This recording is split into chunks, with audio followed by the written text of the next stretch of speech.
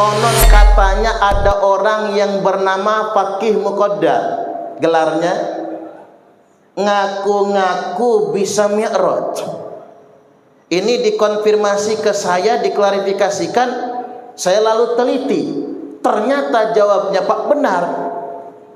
Ada orang yang bernama Muhammad bin Ali Ba'alwi, gelarnya Faqih Muqaddam, Imamul A'zam, Faqihil Muqaddam, ngaku-ngaku bisa mi'raj.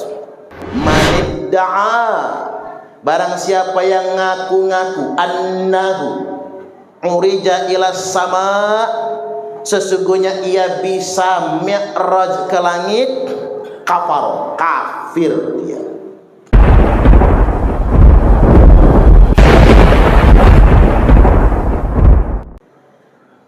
Orang yang menolak Isra wal Mi'rajnya Nabi itu bisa menyebabkan dia jatuh kepada kekafiran. Karena itu mukjizat untuk Nabi yang wajib kita imani. Begitupun sebaliknya, orang yang ngaku-ngaku bisa mi'raj juga, dia bisa jatuh kepada kekafiran. Hadratus Syekh Kiai Haji Hasyim Asy'ari berkata atau menukil, manidda'a annahu urija ila sama'i kafar.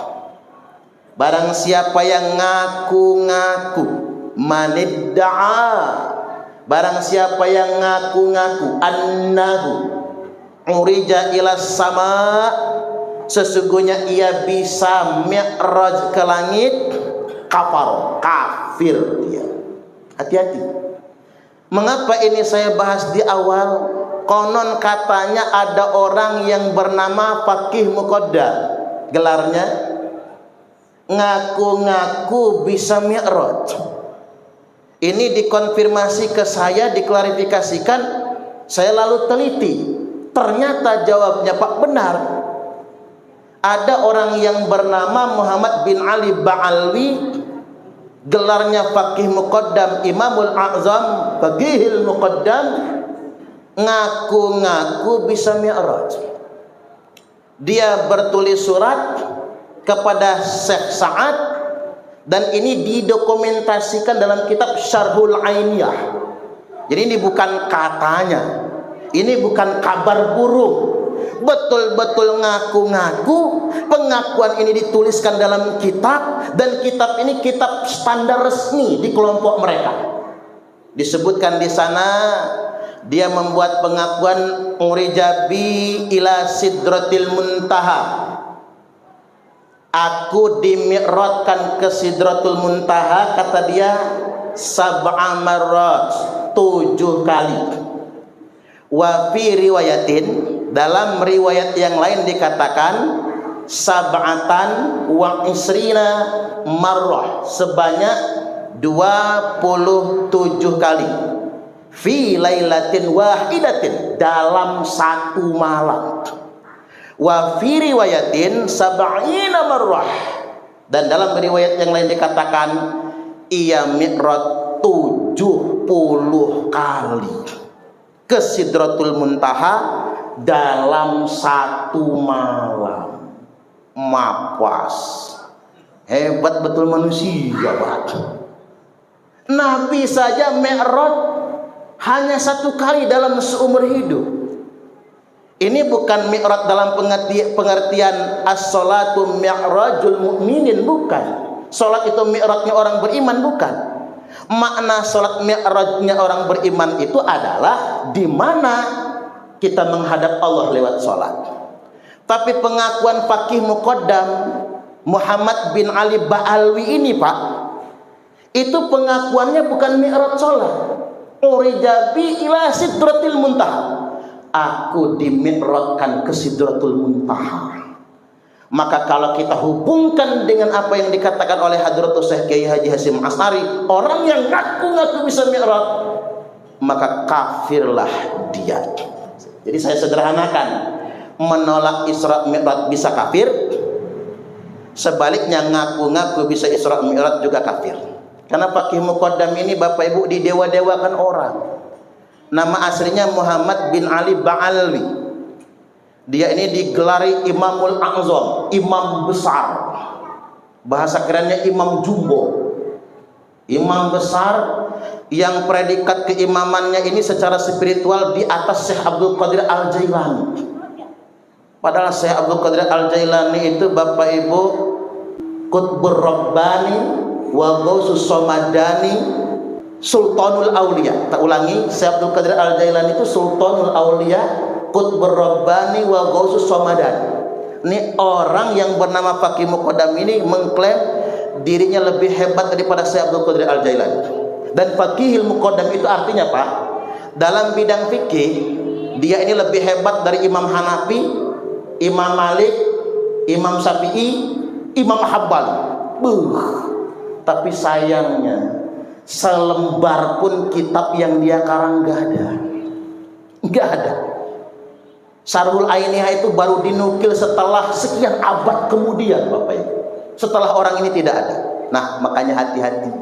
Betapa banyak orang berjubah agama mengkamuflase kita dengan bahasa agama untuk menyesatkan orang awam. Karena nyebar itu Pak di YouTube yang aku bisa mi'raj 70 kali itu, nyebar itu dan dibela. Yang salah kok dibela gitu. Saya juga bingung sama orang Islam ini. Sampai di Indonesia itu ada 3.000 makam palsu di Indonesia ini. Itu kok dibela? Saya bingung itu. Bahkan makam palsu itu sudah di Lampung sudah ada Pak. Malik Abdullah di Lampung Tengah, di Spontan itu Pak. Itu asli leluhurnya orang Lampung. Sekarang jadi Habib itu Pak. Marga Al-Muhdor yang menetapkannya sebagai Habib. Mestinya anak keturunannya nolak itu. Kita ini begini Bapak Ibu. Akhirnya karena memanfaatkan animo masyarakat Indonesia yang suka ziarah makam keramat, maka kemudian orang membuat makam keramat. Entah apa kepentingannya. Minimal kepentingan ekonomi, komersil lah. Minimal komersil itu. Kan ada kotak infaknya situ. Ada tukang doanya. Makin panjang doanya, makin tebal angpaunya kan begitu. Ini bisnis doa, bisnis makam keramat kan begitu. Kita harus berhati-hati dengan ini semua. Atau mungkin ada kepentingan politik. Seperti di Israel, di Palestina. Israel membuat 3.000 makam palsu di tanah Palestina. Tujuannya apa? Hari ini terjawab. Mereka akhirnya mengklaim tanah Palestina. Ya jangan-jangan orang-orang yang bikin makam palsu di Indonesia ini sampai ribuan begitu. Jangan-jangan tujuannya ingin mengklaim tanah Nusantara warisan dari mereka. Sudah muncul bunyi-bunyi kita dengar dari kuping kita Pak, bahwasanya mereka yang mengislamkan tanah Nusantara ini enak aja kan begitu, enak aja, seakan-akan mereka punya hak terhadap tanah Nusantara ini. Baik, selanjutnya tsumma urija bina ila sama'il tsaniyah. Nabi naik lagi ke langit yang kedua, ketemu dengan Nabi Isa, Nabi Yahya alaihi wasallam.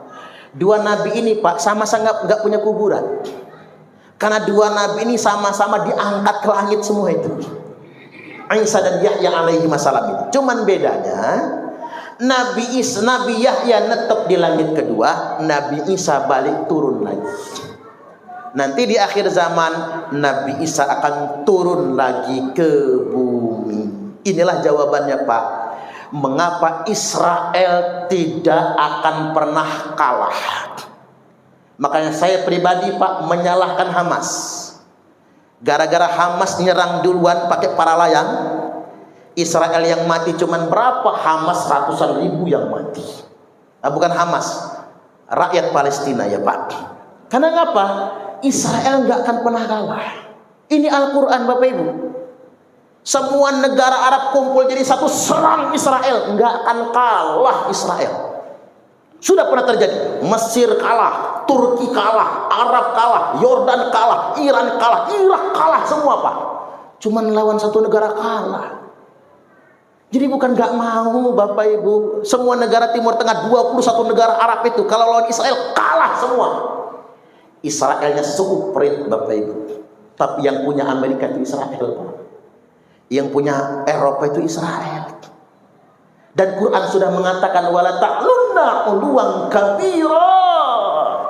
mereka akan benar-benar sombong lemah, belagak petantang petenteng, dan mereka tak terkalahkan. Jadi jangan ngayal sekarang, berhentilah ngomong begini Pak, itu Pak tentara, berani nggak berangkat ke Israel, nyerang Israel? Berhentilah ngomong begitu, itu orang nggak ngerti agama itu Pak. Karena Israel nggak akan mungkin kalah, kita yang kalah. Nah, kapan Israel itu kalah? Israel hanya akan kalah ketika Nabi Isa sudah turun ke bumi. Jadi kalau bisa sumbang saran, dengar nggak orang Palestina itu ya Pak?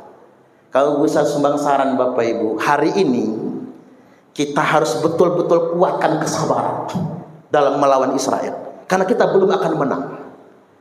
Nanti tunggu saatnya kalau ingin menang. Nah, sebelum Nabi Isa turun kalimatnya Pak, bukan lahir, turun di Menara Putih Damaskus, Suriah.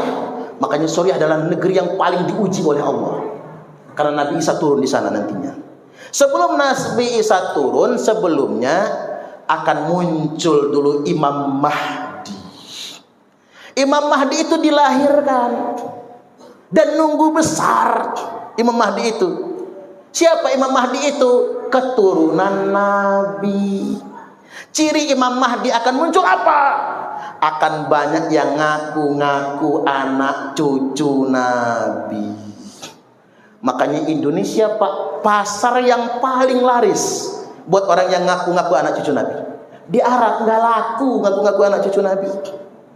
Jangankan di Arab, di Yaman saja Pak, Syekh Sarafuddin mengatakan mereka pendusta. Mereka yang ngaku-ngaku anak cucu Nabi itu pendusta semua. Mereka bukan anak cucu Nabi. Di Mesir nggak laku ngaku anak cucu Nabi. Yang resmi anak keturunan Nabi itu Yordania, Maroko. Sudah tes DNA lagi J1. Nah, sedangkan di Indonesia ini ribuan orang ngaku-ngaku anak cucu Nabi, tapi DNA-nya G. Jauh ke beduk. Kesono sama kesono, jauh ke beduk. Makanya saya kesal begini-begini Pak. Mengapa? Ya saya orang Islam, saya umat Nabi. Sebagai umat Nabi saya enggak terima kalau ada yang ngaku-ngaku anak cucu Nabi kan. Apalagi untuk memanipulasi umat, apalagi untuk mengeksploitasi umat. Enggak boleh itu. Oh, di kabupaten pesantren-pesantren didawir semua, dipalakin semua Pak. Enggak boleh. Jadi maraknya fenomena orang yang ngaku-ngaku anak cucu Nabi dalam darah aneh mengalir darah Rasulullah itu ciri Imam Mahdi akan segera muncul. Itu cirinya. Imam Mahdi itu di Madinah Pak Bu, bukan di Indonesia. Jadi kalau Imam Mahdinya itu namanya Suparman, nggak masuk hitungan itu. Apalagi hidungnya begini, proporsional ini Pak, nggak ada mancung-mancungnya, nggak masuk hitungan. Kalau di Indonesia ini walaupun mancung juga, ya Yahudi juga mancung hidungnya kan begitu. Ini balik lagi Bapak Ibu, di Madinah nanti tanah Arab akan goncang. Maka dia keluar dari Madinah, lalu dia akan dibaiat di Baitullah dan menjatuhkan Raja Arab. Jadi yang pertama kali dijatuhkan oleh Imam Mahdi itu Raja Arab. Sampai segitunya, dan akan dibaiat oleh masyarakat dunia internasional. Nabi bersabda, Al-Mahdiyu minna. Al-Mahdi itu keturunan kami, kata Rasulullah. Ahlul bait, dia merupakan ahlul bait Nabi. Al-Mahdiyu min itrati. Imam Mahdi itu keturunanku, terahku, kata Nabi. Itrahku. Min waladi Fatimah, keturunannya Fatimah. Jadi bukan dari anak Nabi yang lain. Keturunan Fatimah, kalau enggak keturunan Hasan, ya keturunan Imam Husain. Kemudian yang berikutnya, ismuhu ismi wa ismu abihi isma abi. Namanya adalah namaku, kata Nabi, dan nama bapaknya adalah nama bapakku. Jadi Imam Mahdi itu selain dia ahlul bait Nabi, selain dia keturunan Nabi, namanya juga Muhammad dan bin Abdullah. Bukan Nabi Muhammad hidup lagi, bukan Pak, keturunan Nabi. Dialah yang akan memimpin umat Islam melawan Israel. Ketika perang sudah memuncak, Israel Yahudi dibantu oleh Dajjal memimpin, maka duel satu lawan satu. Nabi Isa lawan Dajjal, maka ditombak hancur tubuh Dajjal. Saat itulah Yahudi akan dieksekusi. Mereka akan kalah semua. Imam Mahdi memimpin 7 tahun, sedangkan Nabi Isa setelah wafat Imam Mahdi akan memimpin 40 tahun lamanya. Dan dia akan menikah. Jadi Nabi Isa itu nanti menikah, Pak. Saya doakanlah istrinya orang Kedaton sini. Biar mertuanya di Kedaton, Pak. Wim datang. Siapa? Nabi Isa. Nengok siapa? Mertuanya. Umpama kan sedemikian rupa ya. Kalau zaman sekarang 40 tahun baru Nabi Isa kemudian wafat setelah 40 tahun memimpin, beliau akan dimandikan, dikafani, disolatkan dan dikuburkan. Kami adalah laskar sabilillah, pecinta wali songo dan para anbiya, pewaris peradaban Islam di Nusantara hingga berkibar bangsa Indonesia.